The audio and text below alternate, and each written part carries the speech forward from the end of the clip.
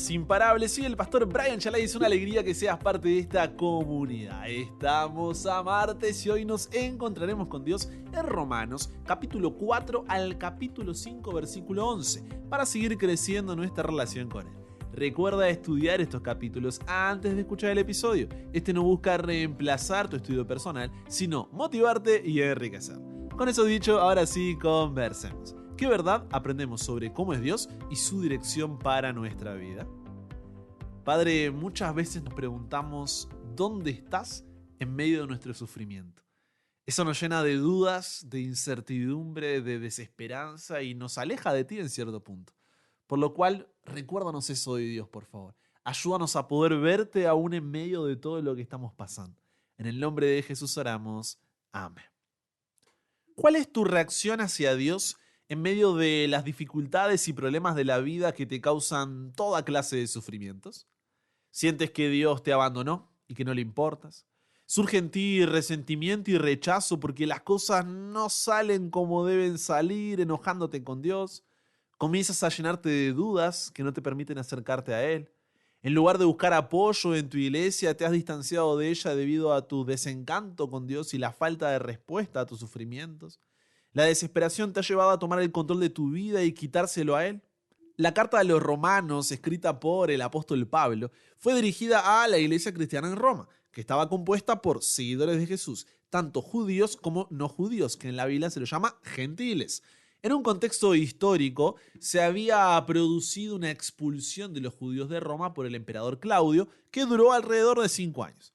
Cuando los judíos, incluyendo los seguidores de Jesús, regresaron, encontraron una iglesia que había adoptado muchas costumbres gentiles, o sea, no judías, por lo que generó tensiones entre judíos y gentiles.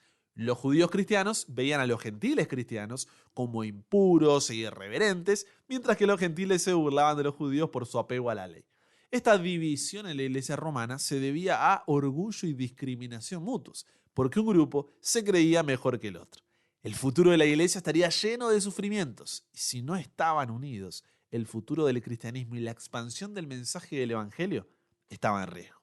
Pero en los primeros 3 capítulos Pablo responde a esta división, comenzando por mostrar que no sabe por qué están divididos si ninguno de los dos grupos es mejor que el otro. No importa si eres judío, no importa si eres gentil, dice Pablo, somos pecadores bajo el juicio de Dios, su ira divina está sobre nosotros y no hay nada que tú y yo podamos hacer para cambiar eso. Pero hay una forma de que esta ira sea quitada y es a través del sacrificio de Jesús y nuestra fe en Él. Para esto les explica que obedecer la ley no puede salvarnos. Así como el sistema del judaísmo tampoco podía salvar a los judíos. Somos salvos por la fe en la gracia de Jesús. Salvar a un pecador no es la función de la ley moral, sino que es revelar el carácter de Dios y mostrar en qué aspectos la persona falla en reflejar ese carácter. Cualquiera que sea la ley, moral, ceremonial, civil o una combinación de todas ellas, guardar todas y cada una de ellas en sí no hará que una persona sea justa a la vista de Dios. Nunca fue ese el medio. Es más, la ley, de nuevo, nunca tuvo esa finalidad. Al contrario, debía señalar nuestras deficiencias y conducirnos a Dios. Por eso en el Antiguo Testamento, ¿qué pasaba? El pecador debía ir al santuario, ofrecer un sacrificio por medio del sacerdote. ¿Por qué? Porque la ley no puede salvarnos. Así como el diagnóstico de una enfermedad no puede curarnos de la misma. Lo que hace el diagnóstico es indicar la necesidad de una cura para que vayamos al médico. Así es como funciona la ley. Nos muestra la necesidad de Jesús y Él es quien nos justifica reconciliándonos con Dios. La ley, podemos decir que es el diagnóstico que me dice, estás enfermo. La fe es el reconocimiento de que tengo dicha enfermedad, que no puedo curarme a mí mismo y que necesito del médico. La justificación es la curación que el médico me realiza de dicha enfermedad y el tratamiento que me da, y las obras son el seguimiento de ese tratamiento para no volver a caer en dicha enfermedad. No son la razón por la cual soy curado, sino en respuesta a la cura que ya recibí. Estas declaraciones de Pablo eran durísimas. ¿Por qué? Porque tocaban el orgullo judío. Así que él sabía que sacarían lo que ellos pensaban que era su mejor carta: Abraham. ¿Por qué Abraham? Porque para un judío, Abraham es considerado el padre de la fe. Entonces, si ellos pueden demostrar que Abraham fue justificado por sus obras, por su obediencia y no por su fe, tirarían abajo todo el argumento que Pablo viene construyendo. Así que Pablo se adelanta y aclara esta cuestión. Entonces, en Romanos, capítulo 4, versículo 3, cita las palabras de Génesis, capítulo 15, versículo 6, que dice: y creyó Abraham a Jehová y le fue contado por justicia. Y más adelante en Romanos 4:10 dice: ¿cómo pues le fue contado? ¿Estando en la circuncisión o en la incircuncisión? ¿Por qué Pablo hace esta pregunta? Hay mucha información nueva en este capítulo 4. Mira qué astuto que es Pablo. La circuncisión era el acto que diferenciaba a los judíos de los gentiles. ¿En qué consistía? Se quitaba el prepucio, es decir, la piel que cubre la punta del miembro viril masculino, y esa era una señal externa de que pertenecían al pueblo de Dios. Por lo que Pablo necesita probar que no es la circuncisión lo que capacitaba a los judíos de ser salvos. ¿Por qué? Porque los judíos, al volver a Roma luego de esos años de exilio, querían que los gentiles primero se hicieran judíos para luego ser aptos para convertirse en cristianos. Pero Pablo dice, eso no es necesario. Sin embargo, para poder probar eso, necesita mostrar que Abraham, cuando la Biblia dice que fue justificado por Dios, no fue cuando ya estaba circuncidado, sino antes. De esa forma, no estaría reducido todo lo que pasó con Abraham solamente al pueblo judío, sino que también alcanzaría a los gentiles. Entonces, si Pablo consigue mostrarles que Abraham fue justificado antes de ser circuncidado, tiraría abajo todo el argumento judío de que ellos eran especiales por ser hijos de Abraham y que Dios los había elegido.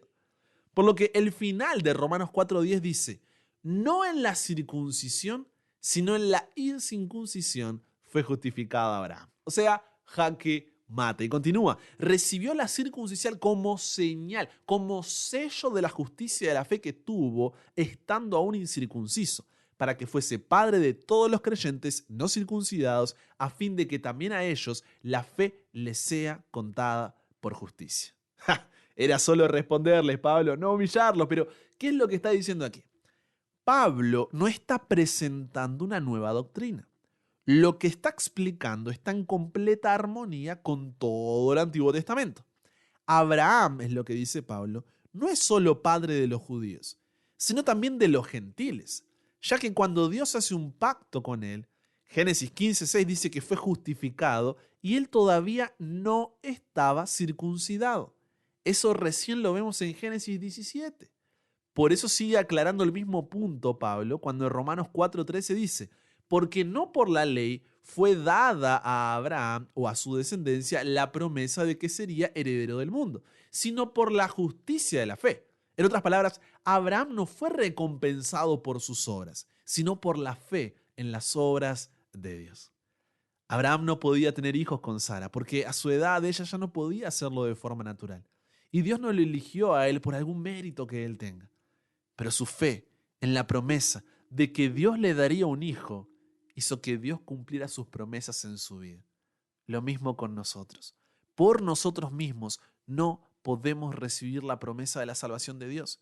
Y Dios no nos la da por algún mérito que nosotros tengamos. Pero podemos recibirla si confiamos en que Dios puede hacer lo imposible por medio de Jesús.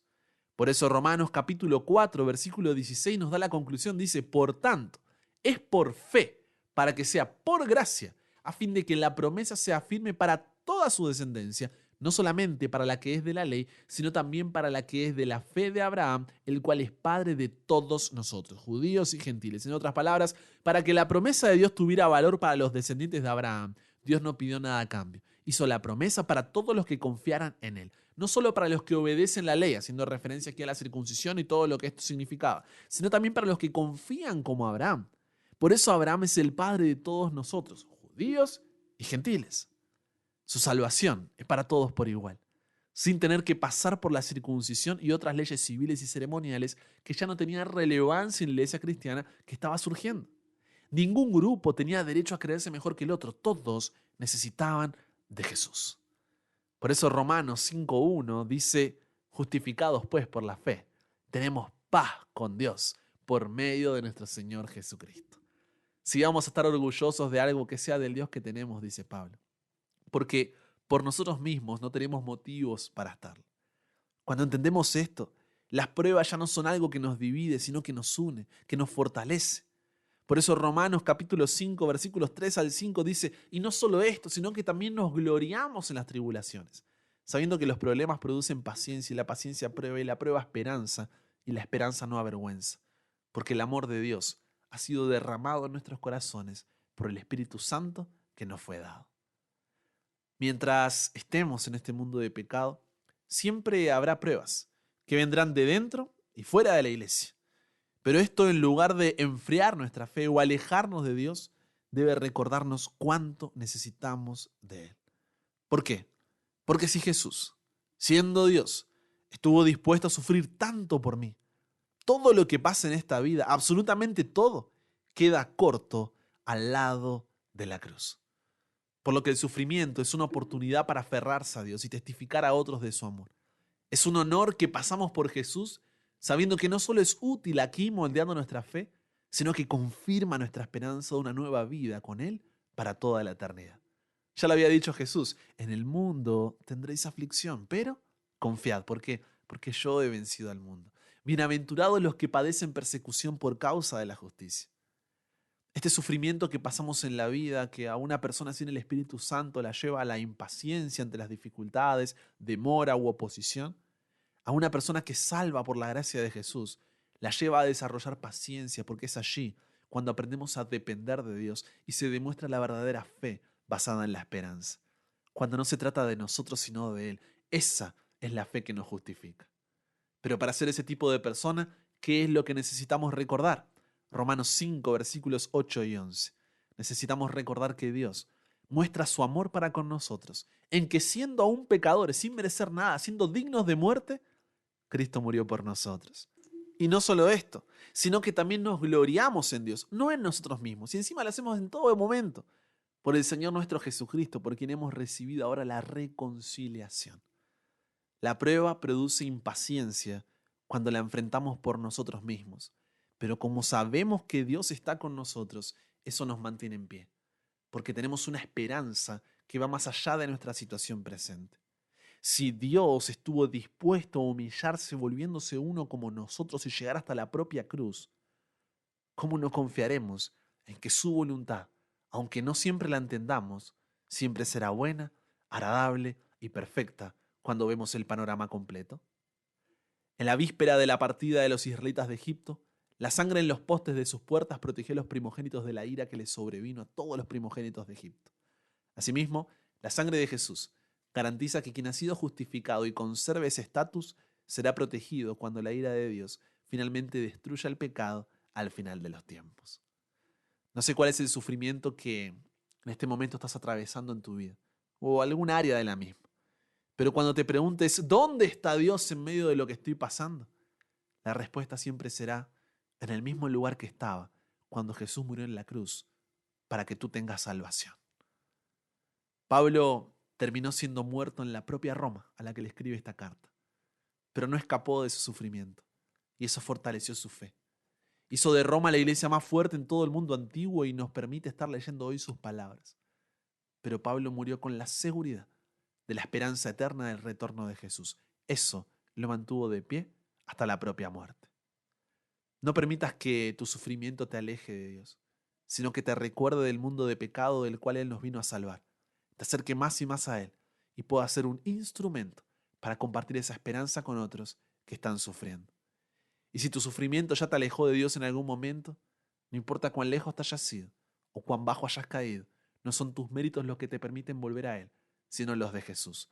Hoy es el día de volver a Jesús. Conversamos con Dios sobre esto. Padre, no te vamos a mentir, es difícil, Señor. Es difícil porque muchas veces sentimos que tú nos abandonaste, que no te importamos, tenemos resentimiento, rechazo, dudas, porque nuestra situación no cambia y cada vez es peor. Estamos cansados de luchar, angustiados por tanto dolor, pero hoy queremos renovar nuestro compromiso contigo y a pesar de seguir aferrados a ti. Tener perspectiva que vaya más allá del presente, de la hora, del momento y aferrarnos a tu gracia. Danos esa fe que nos va a permitir atravesar esta circunstancia, sabiendo que tú estás a nuestro lado. Que en esos momentos donde queramos desistir, podamos mirar a la cruz y recordar que tú no desististe por nosotros.